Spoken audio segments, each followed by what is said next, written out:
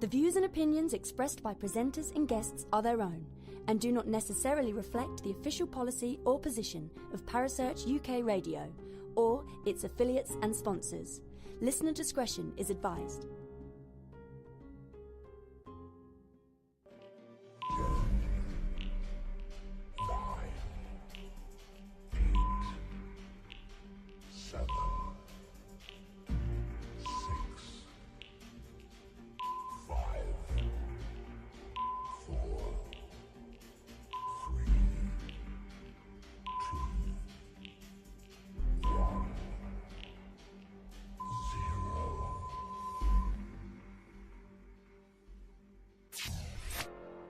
You're listening to Paranormal Concept right here on Parasearch UK Radio with your host, Paul Rook.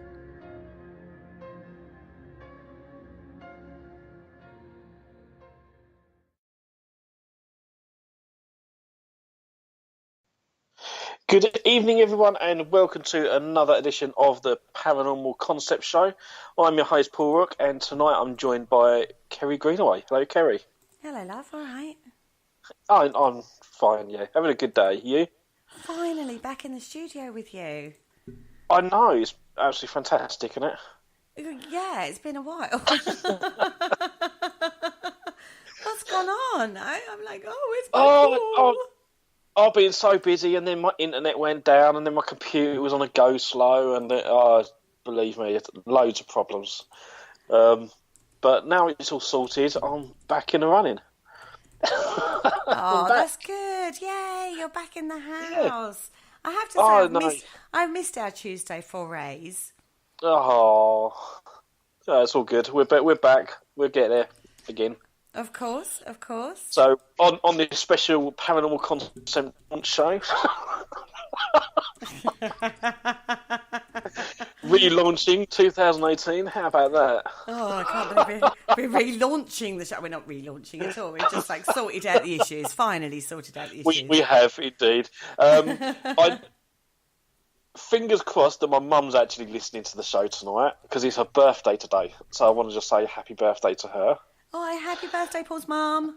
Yeah, there you go. So I do promise her a shout out. I know that's out of the way. Oh, you're so wicked. You should do a whole show about your mum. Oh, it wouldn't be very paranormal though, would it? Oh, I don't know. I'm sure we could get a link in there somewhere. Oh, I don't know about that. Oh, dear. Right, so what's tonight's topic? Oh, yeah, we're talking about the Shepton Mallet investigation. Finally. Yeah, I know. You've been waiting so long to hear, haven't you? Mate, I heard so much. Like, when we was out the other week, I can't see nothing about it. It was brilliant. It was fantastic. But I can't see... I'm like, well, what? What's so exciting about it? And everyone's like, no, I can't say a word. You've got to do the show on it. And I'm like, you can't leave me hanging like that. You can't leave me hanging. We can, and you know what? I'm going to do that right at the end of the show tonight. So. I got a few names running through my head for you right this second. Yeah, and on that beeping button. Yeah, I've got the beep installed these days. No, so how did it go? It went very well. We had 11 guests with us. Cool. And believe me, right, if I was a prisoner in that, I'd last a week. That place would have killed me. Easy. Is it that bad? It's that bad. I'm very surprised how people actually managed to break out of that prison, because there's been quite a few prisoners that tried to escape. Oh. And believe me, it's like a rat run. Rat maze, you'd get lost easy. I did constantly. But when you're living in a place, you get to know it, don't you? That is the thing. Yeah, but the maps they gave us weren't really all that clear. And where you go, say for example, you was in the visitor centre part of it, and you wanted to find the gym. The gym's sort of like upstairs, towards the back of the prison. But the way the map is, it's all like on one level. Or it appears on one level, but it's not. So you have to go up, downstairs, and round corners and through obviously gated doors and then back up the stairs again. Oh So, my goodness me! horrendous, it really is. And no, that could have quite easily killed me, I think, if I was a prisoner. So is it quite claustrophobic? It is in the hallways, yeah. I mean, you'd go like through the kitchens or whatever it was, and then into a very small courtyard that you couldn't swing a cat in. And there's like a stairwell that goes up, and then over the wall, and then back down again on the other side. Right. So it's almost like the prison has been built on top of another prison, because you're going up and over different walls and. I mean, obviously you've got your 75-foot walls all the way around the whole thing, but it is almost like a smaller prison, and they've built a larger bit on top. So you are literally going up and down stairs to get over the walls to the new bit, if that makes sense. Mm. Yeah, but they had extended it, hadn't they? When we did the show before, they had actually extended it. Yeah, I mean, there was like old parts of the prison still there. You had like the like original part of the building going back to 1610, and you literally had to climb through a wall in a hole in the wall to get into it, which was really quite interesting. You know, it's almost like a time portal. You know, you go from this world straight into the 1600s. Oh gosh, don't talk to me about time portals and multi-dimensionals. I know that's a show that we've got coming up soon. That's about 3 weeks. That's going to be a good one. It mind blows me, that kind of thing, to be fair. It's going to be good. But so it is literally like stepping from a more modern building into an older style building, is it? Yeah, especially in that part. I mean, most of it is quite modern, and you know, it has been. Well, they tried to keep it up to date, but yeah, there are parts of it that are still original. You still got like the corn. Not the corn. It's big wheels they've got that the prisoners used to get in to exercise, and they used to walk around. And basically, these big wheels turned and crushed corn. Hence, why it was called Cornhill. Oh, see, didn't we do a show on torture? Wasn't that a method of torture in some of the prisons as well?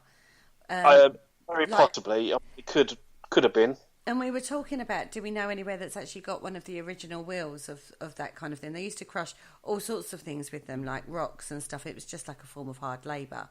And it was like a staircase, like but on a wheel, isn't it? And it goes just round and round and round. They were strapped to them for like hours and hours and hours. And basically, this one did actually do corn for the local area and stuff. And basically, that the prison is also known as HMP Cornhill for that reason, because of the corn they crushed. So yeah, I mean, there was lots of little gems of wisdom that we learned on the night.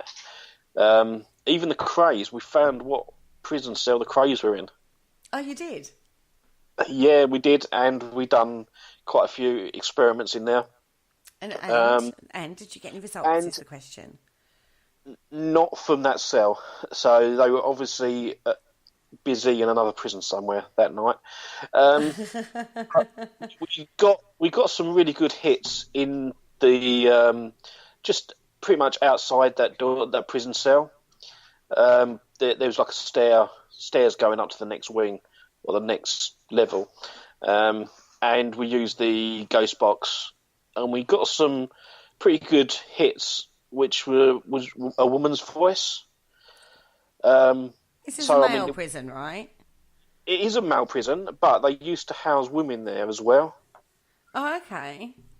We're probably going back quite a few years now, though. Going back to pre-World War II, when it was used. They used to hold pretty much everybody there. I have actually got... On my research, the House of Correction would hold men, women and children all together. Debtors, thieves, misfits and vagrants, and people with mental health disorders, which I think would be in the wing that we was in, with the cell. So it was like a debtors prison. Yeah, it's correction or whatever they called it at the time. But but we did pick up on a woman's voice in there. Because we said why would a woman be in a man's prison? But then obviously we was told about this house of correction that holds women and children as well. So, I mean, for most of us, we all said it was a woman. There was a couple that said they were getting children as well, so it could have been a child. But we didn't really... I mean, we got a few random words through the ghost box, and you know what I'm like with that. I'm quite sceptical anyway. Yeah. But, I mean, it said things like, help me, and it tried saying a name as well, but we couldn't quite get that. I don't know if it's going too fast or just inaudible in places, but no, we couldn't decipher a name out of that. Fair enough. Really? Yeah. Fair enough. So you actually got like a phrase, not just like one words.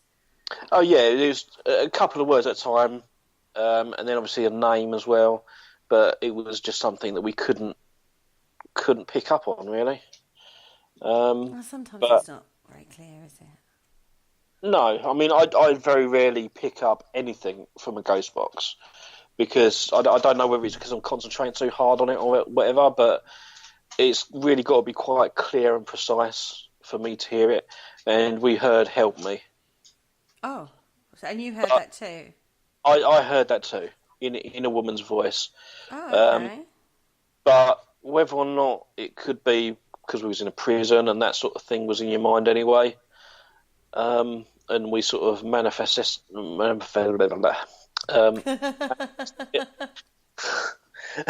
you know what I mean. Manifested it, yeah. Yeah.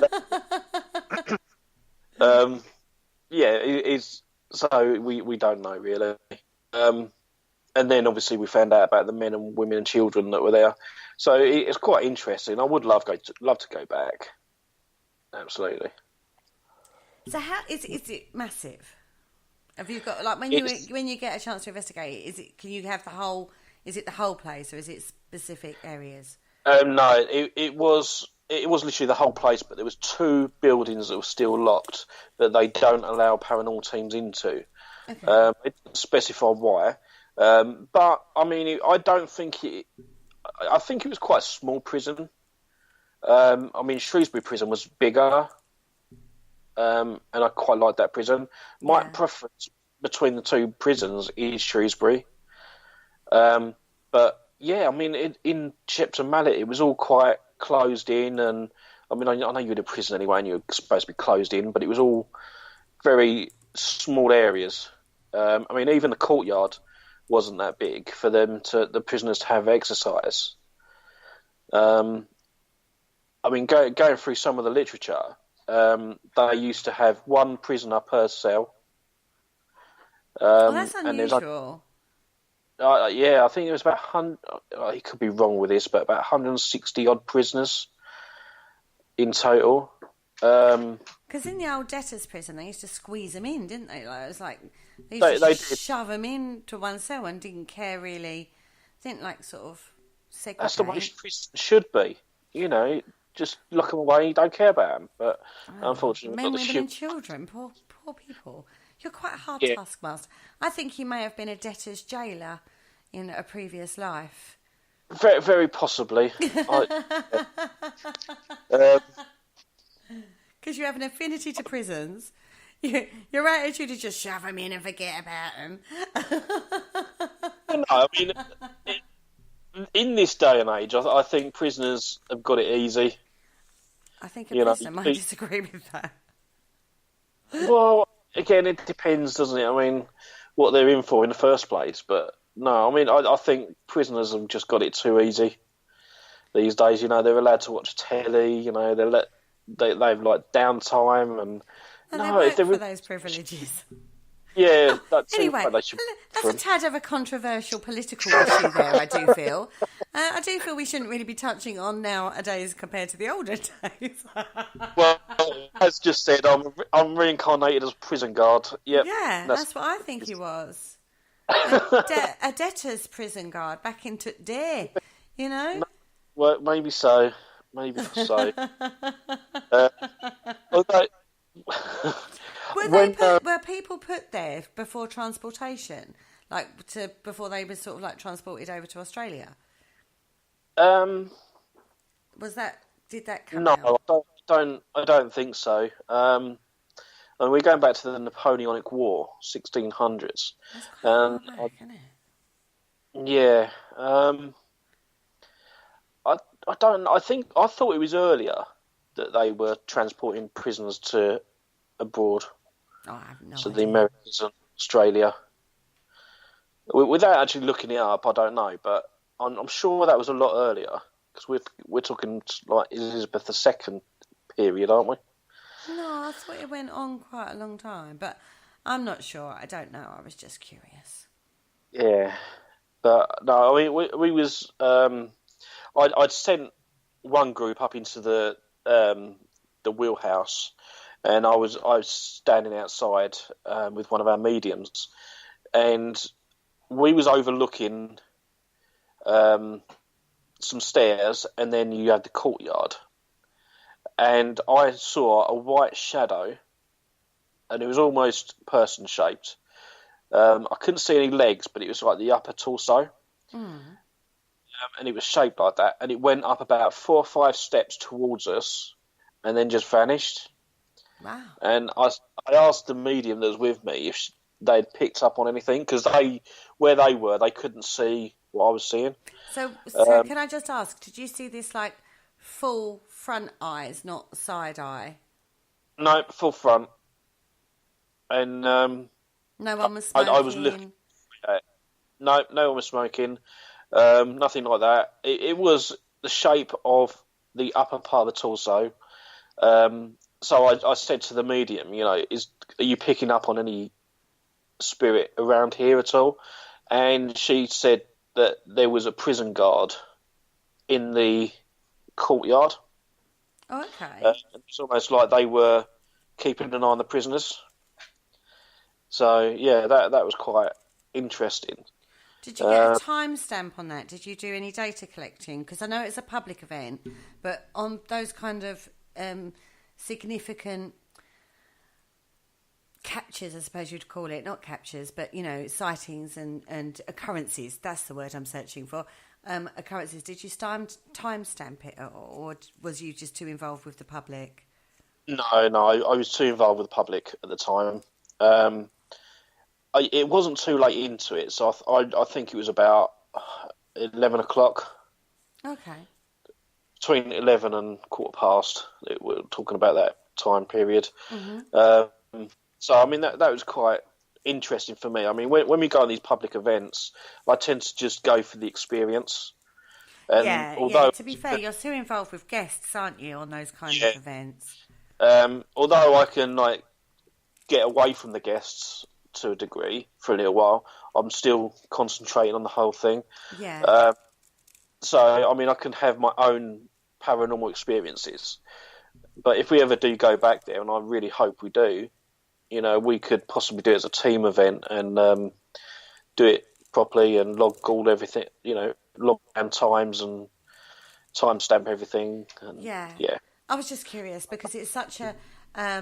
when you get should we say, an apparitional kind of event that happens, they don't happen very often, do they?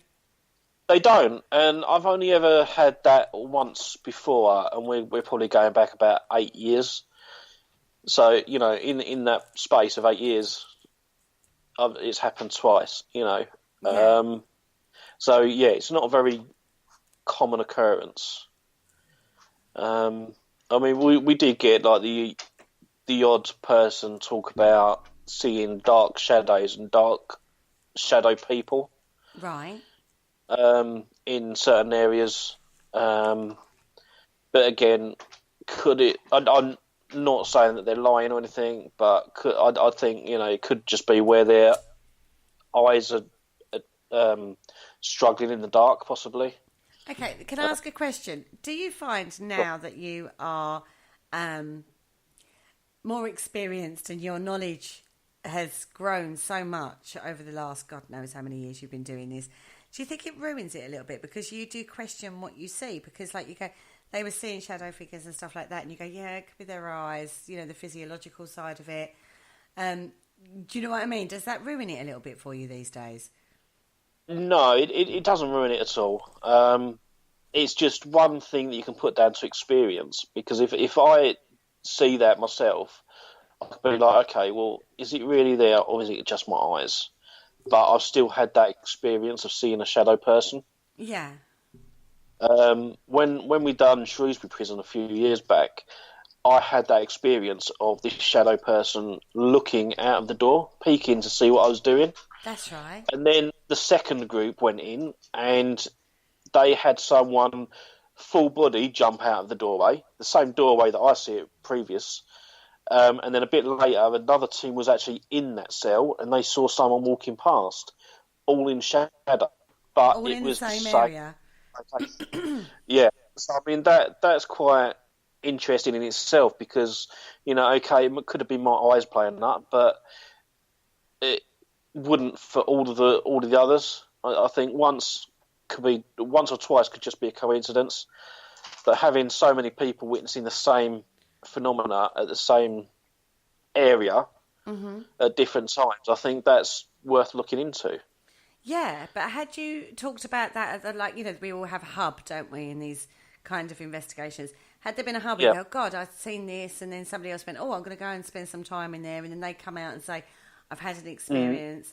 The way we run our events is that we tell each group not to talk to each other during the breaks. Ah, excellent. So they go off and have a fag or cup of tea or whatever, because at the end of the night we then go through each team and say, what did you experience? What was your experience? What was your experience? And that's when they get to share information at the end.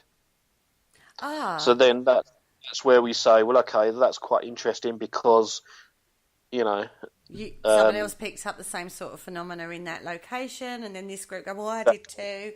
So rather than that talk, because that can happen, can't it? We've witnessed it for other investigations where you have an experience, go back to the hub, and then people go, oh, I'm going to go and spend time there, and then they kind of, it's an expectation. Then it becomes an expectation. So if you're telling the groups pre-investigation, that's not how we work. That's a really good way of doing it. Do you use do you give them a sheet to write all this down with, or do you use a book, perhaps? I do have a book, but I tend to use that just for private investigations. I don't use it on the big public events. No. Because as you said, sometimes I can be quite busy, and I've got other things that I need to be doing, so I can't always be there with writing it all down. We do have the staff should have a little notebook. Okay. Some do, some don't bother. But the ones that don't bother are more, they want to experience stuff. They don't want to be writing stuff down, if that makes sense. Oh, they kind of just want to be part of the group, guiding the group, but but not actually have to worry about the... Exactly. Yeah. But there are still some of us, again, that will note down what happened when. We've even got a medium that will go around the location when she comes out, that is. She'll go around the location first and write down in a book everything that she's picking up. Oh, and so she doesn't verbalise it? No, she doesn't verbalise it. She just writes it all down in a book, and then she locks the book. She's got a little padlock catch thing on it. And she'll lock the book until the end of the night. Oh, wow. If anyone does pick up anything, then that and it's the same as what she gets. And what kind of results come out from that? We do get same names, dates, stuff like that, really. It's more information and history based, I think. Mainly with the names and dates that get picked up. It's very often she'll have maybe the maid, so she'll be able to pick up what particular jobs these people do as she goes around. So it's whatever she picks up at the time. But she'll keep her opinions to herself until the end of the night when she unlocks the book at the briefing, and that's what what comes out of it, really. So it's a good experiment to do. And I also, out of the event, I actually decided that I'm gonna I want to test people on the Ouija board. Oh. I've actually bought some blindfolds. And is that just because you're a little kinky? No, it's because of the before I put the Ouija board down, I want them three people blindfolded, whoever's going to use the board. Okay. And then once they're blindfolded, I'll put the board down, guide their hands to the planchette that I will place on the board at a random area, and see how that goes. Would it work or would it not? We'll see. Did you do that at Shepton? No, we didn't do it at Shepton. That was just one of my ideas that I come up with. Oh, okay. So you could have the board upside down, even. Yeah, upside down. To the side. You know, you could fiddle with that experiment a little bit, couldn't you? I could put the planchette onto the right side of the board, the left side, have the top, bottom. You know, I'll randomise it, so no one will know where the starting position is, or whoever's blindfolded won't know where the start position is, and then get them to call out and see if the spirits do guide, or if it stays exactly where it is. We shall see. That would be interesting. That would be really interesting. So, did you use the Ouija board at Shepton? We did. A couple of groups took it, and there was one group. I know you know Thomas. Mm-hmm. He took a group with the board, and he got names. And I do believe one of the names is actually on the list of people that were executed there. Oh. Robert or Roberts, I think it was, something like that. There is a Robert listed. Whether it was him or not, I don't know. So when you walk around Shepton, is it like a tourist place, or are there boards up with information on them? I think there is in some areas, particularly in the reception area where we started. There was a board there with a few groups that have been there, like Spectacular and Most Haunted Experience and people like that, and they had photographs of what they caught while they were there. And I think looking at it, I debunked about 8 out of 2 of them. 8 out of 2? Yeah, 8 out of 2, and I think one of them was a hair on the. It looked like a hair on the lens. Well, that's good that's good. It's always good to look at things. I find that actually quite interesting these days. Is when we're going back right at the beginning before I had any knowledge. When you look back and you remember how you used to look at those photos and you used to think, oh my God, that's awesome, that's an amazing capture. Yeah. And now with a lot more knowledge, you look at them. I'm still learning. Don't get me wrong. I'm still learning a hell of a lot. But even to the point I am today, I look at things now and I can tell more than I used to ever be able to. And I find that so interesting because it's things like that show you your own personal evolution, doesn't it, of knowledge? It does. I mean, I do love people when they come to you and there's like, oh, I've caught this. Actually, one person at the event did come up to me and say, look, I've caught this picture of an orb. Oh, dear. That's what I said. So, were they really excited? They were, to be fair. They wasn't by the time I'd finished with them. I hope you did it very diplomatically. I was. I said, look, you know, although if you think it's a spirit, that's your own opinion. For me personally, I can discount 99.9% of these all pictures by being dust, moisture, or like the bugs camera and foul. all the others. Exactly. You know. So I really don't count that as paranormal pictures. So they were like they were quite happy with that explanation I gave them. and they didn't come back with any more wall pictures. So, Strangely. So do you think you'll get, like when you get guests, because, you deal with more guests than I do. Do you think that people, when they come out with having seen TV programmes, so they're out for an experience, do you think they're actually out to gain knowledge from, they're quite happy to be taught, I suppose is the expression, or, when you share your knowledge, are they really happy with that, or do they get a bit, oh, that's not what I was expecting to hear? I find the ones that come out with us quite regular always like to learn, and they want the experience, but they want a genuine experience. So if something happens and we know it's a logical explanation for it, and we can put an explanation to it, then they're still looking for their experience. Most of them do enjoy the fact that we actually look for the logical and we just don't jump to conclusions. So when they do have an experience and we can't explain it, then they're a lot happier with that. Okay.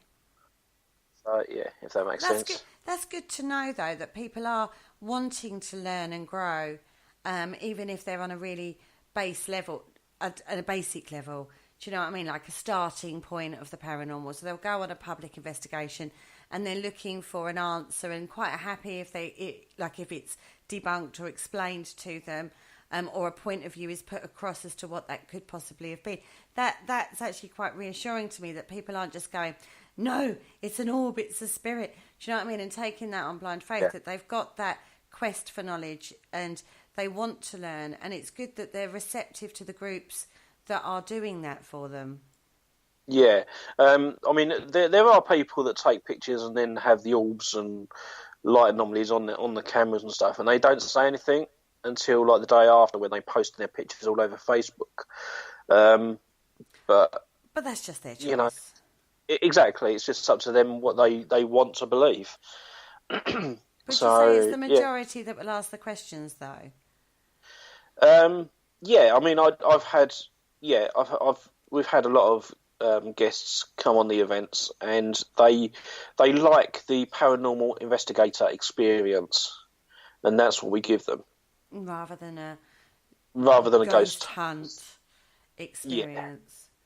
So whatever they get from it, they'll either learn or have their experience.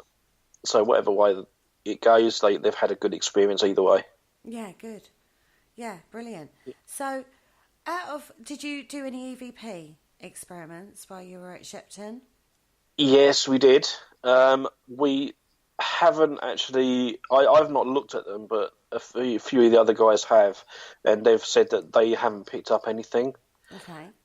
So I just want to double check and run it through Audacity, just to double check on their findings. So I've not got all of them in yet.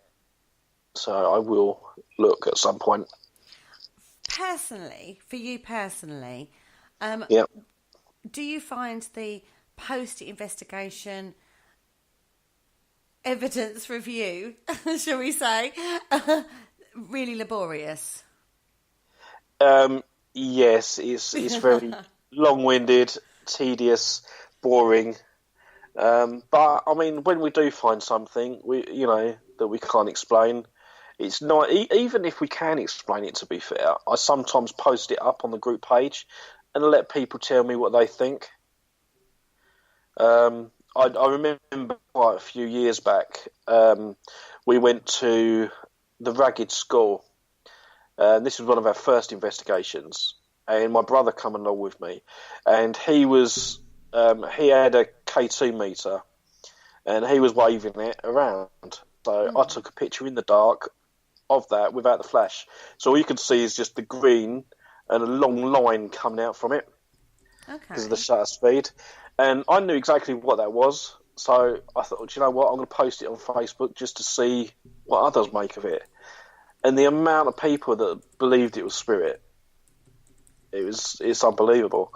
So this is why we then thought, well, actually, rather than jump into those conclusions, we need to start almost educating people that isn't always spirit.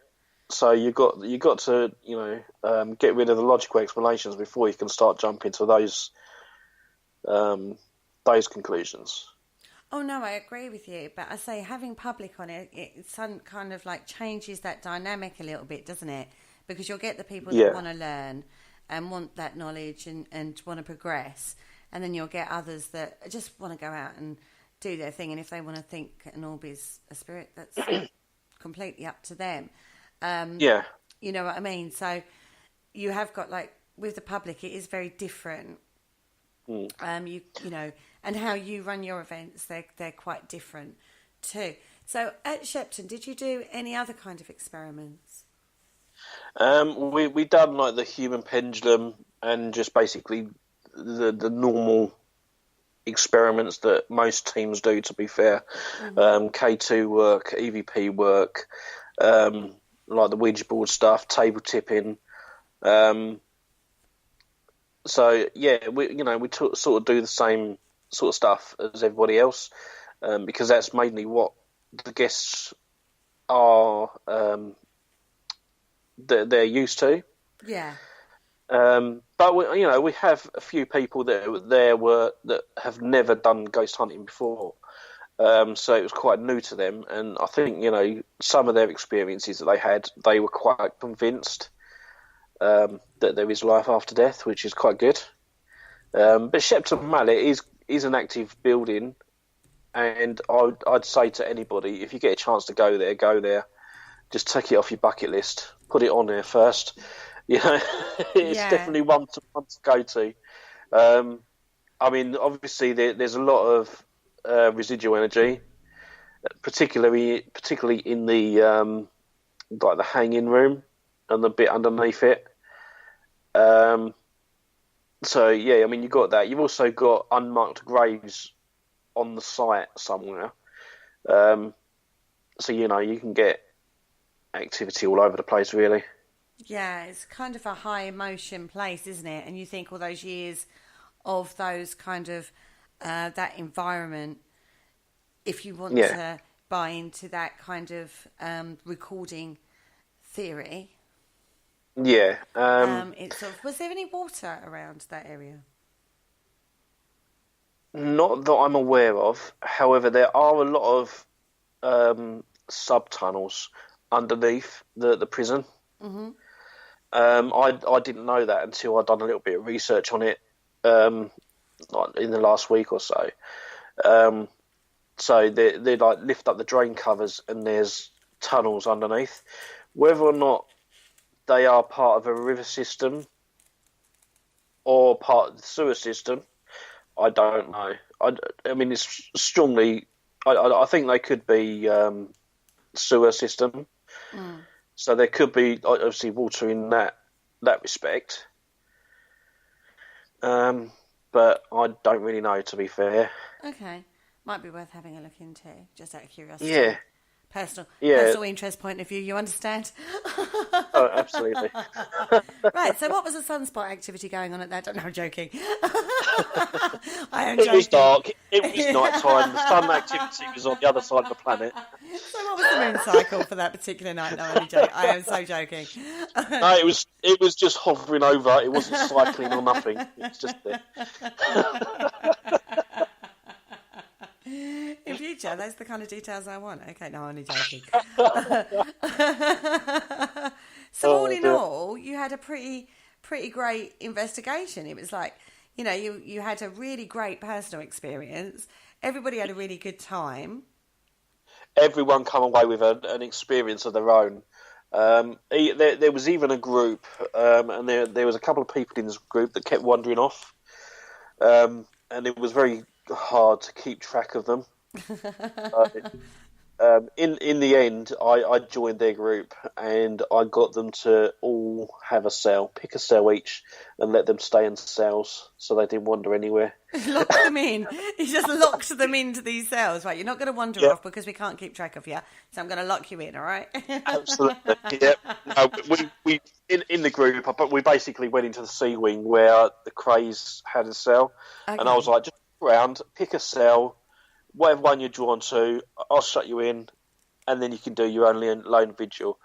And yeah, off they went, and they were quite happy joining in and doing that. So, yeah, some of them had experiences. Funny enough, just before that, we were standing in the centre part of the set, the C wing, and one of the doors slammed shut.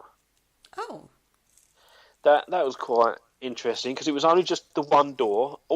Some of the other doors were all open.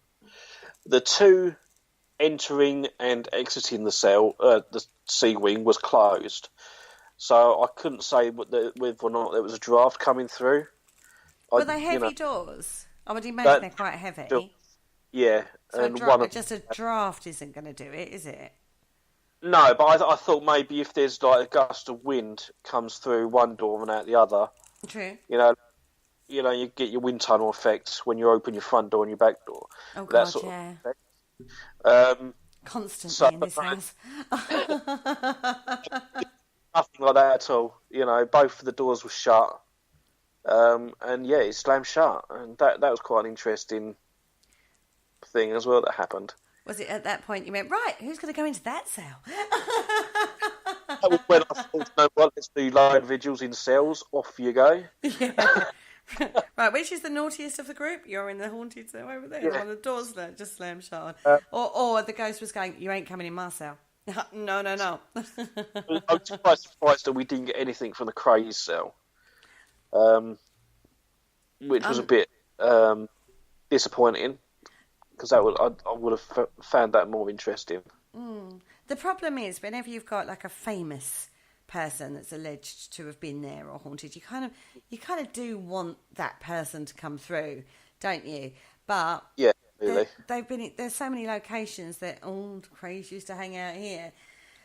Or they've been seen, or they've had experiences in the places. People jump to the assumption that it's going to be the craze when it couldn't be. I mean, how many other people have stayed in that cell, not just the craze? Yeah, exactly. But we didn't get anything at all from that. Not a single solitary thing.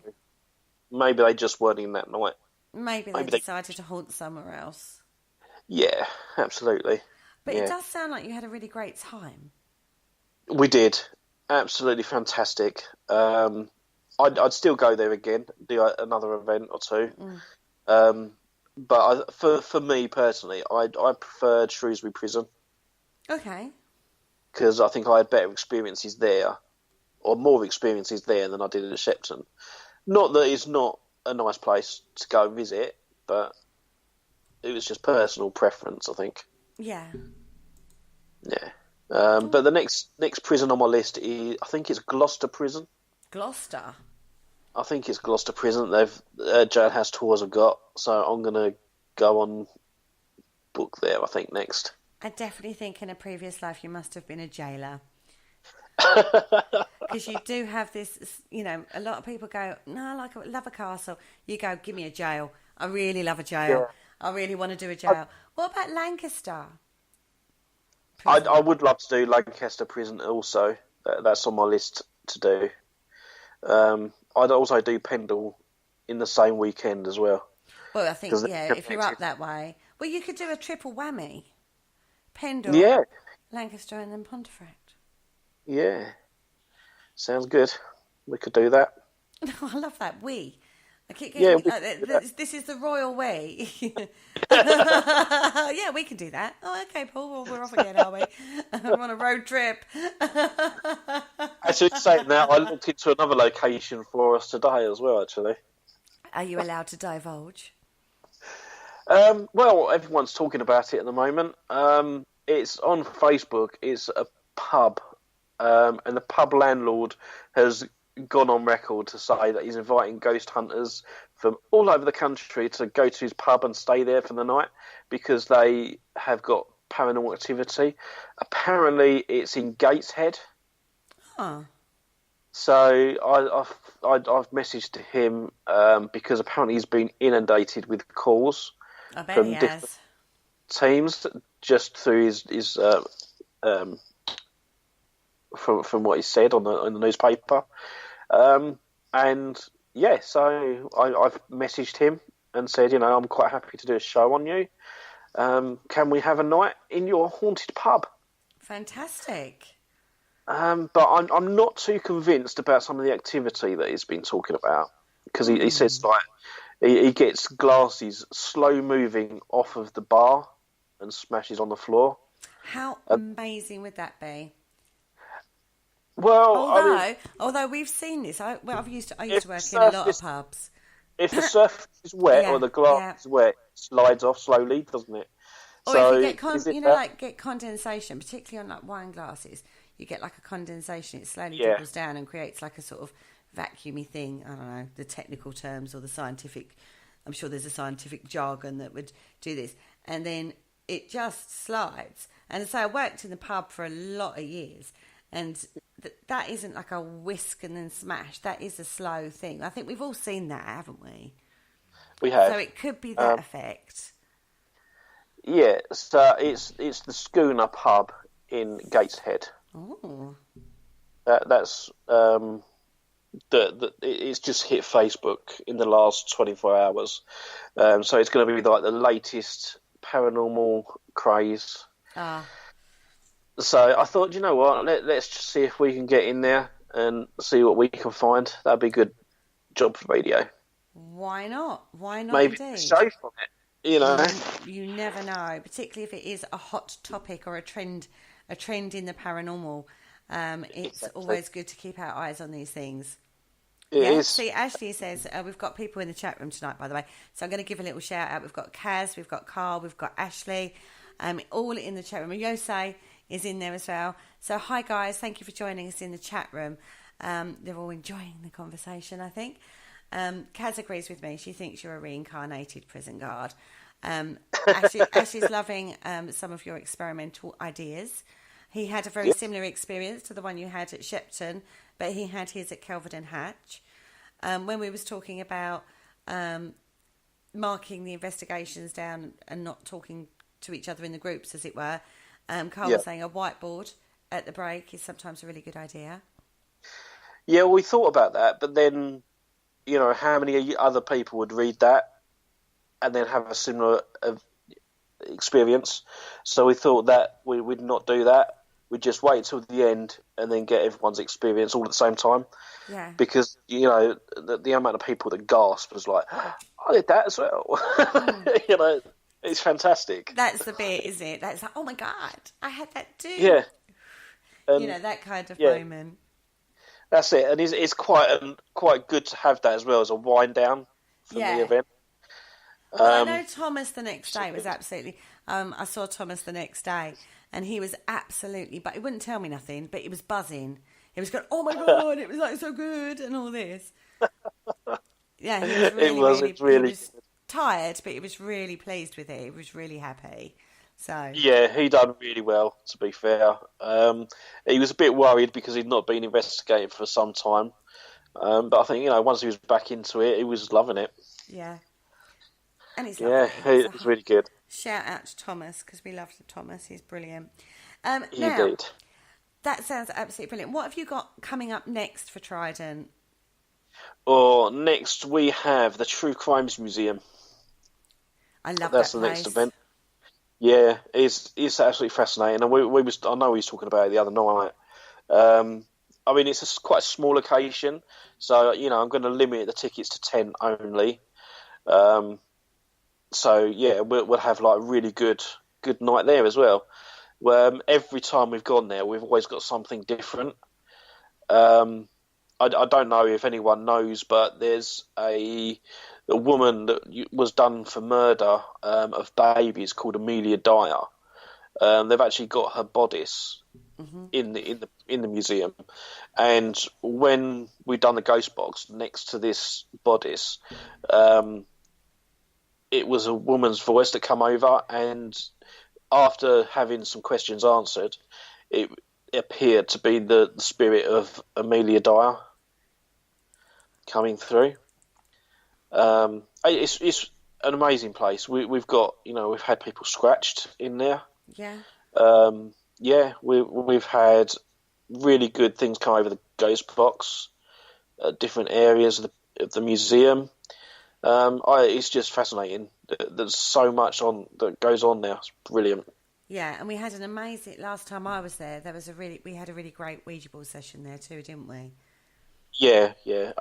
It was just so it just gave so much. It did, that place, and the place is fascinating just in itself. So even if it's not active, you could spend hours just looking at the exhibits. Quite frankly, yeah. It's not very big, but you spend quite a lot of time in there just looking at the exhibits and stuff like that. It's a brilliant location, small but brilliant. It is, and I love it there. So I'm quite pleased to go back. So fingers crossed, if anyone wants tickets, www.trident.com, tridentparanormal.com. It's tridentparanormal.com.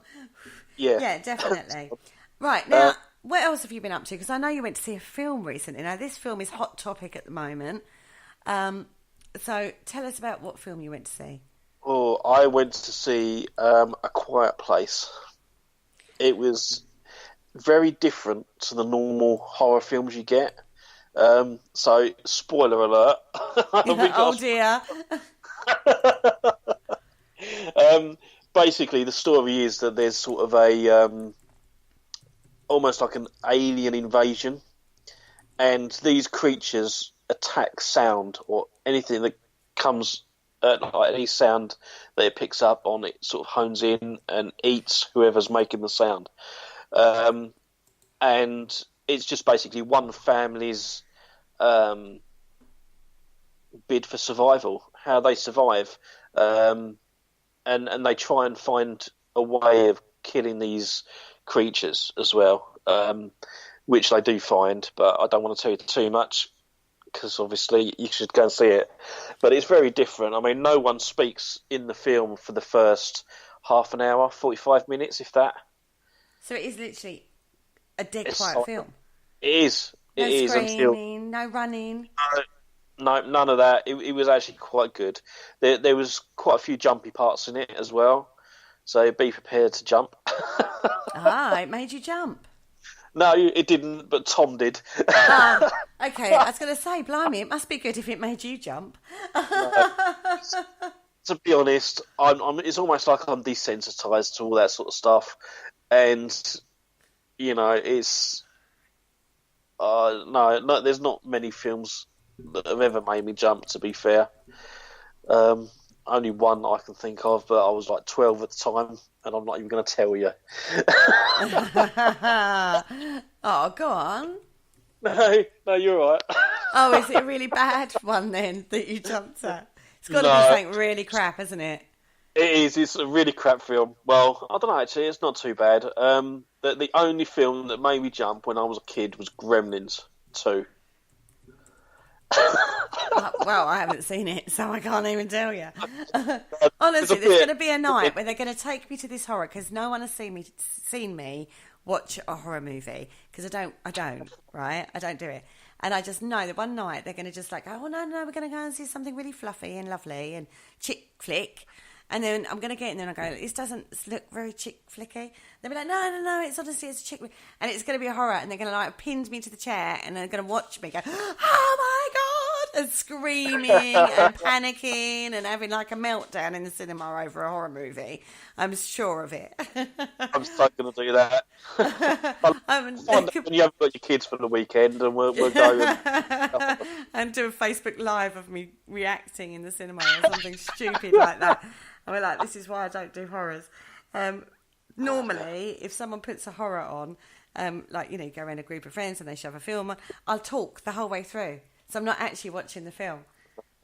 I'm one of those kind of people. We'll get you the ultimate movie experience, 3D. Oh no. Oh no. Oh no, I don't think so, love. Oh yeah. But no, I mean, this film was really good.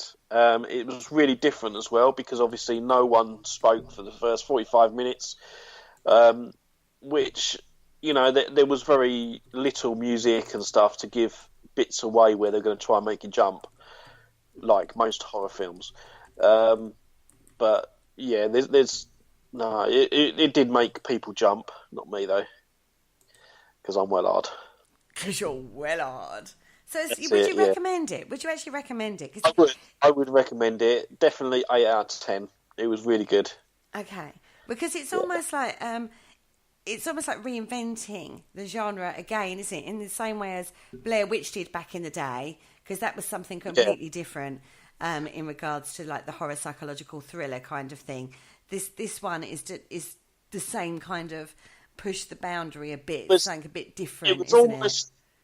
Yeah, I mean, it was different, but I think if I had to liken it to any TV show or film, it would be something a cross between Cloverfield and The Walking Dead, because it is just centred on this one family during this. They don't even tell you what they are, whether they're aliens or whether they, how they come about. So I do actually see a sequel or a prequel coming out for this. Oh, okay. Quite easily, yeah. Whether or not it'll take off, I don't know. But I thought it was a really good film.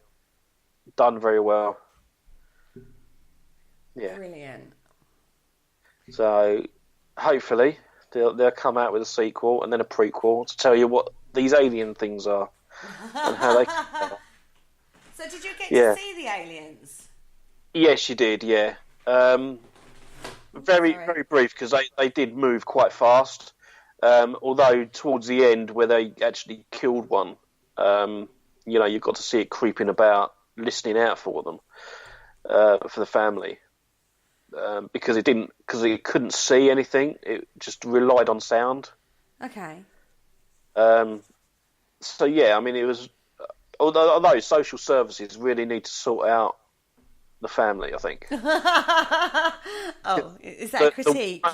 Social services need to sort the family out. Yeah, the woman that was in the film, she was pregnant. Isn't it Emily Blunt? Yes, yeah, Emily Blunt. She had a baby, and to keep the baby quiet, they made this box and just soundproofed it. So they put the baby in there with a face mask for oxygen, and then literally used it as a table. Oh. Just like social services really need to sort them out.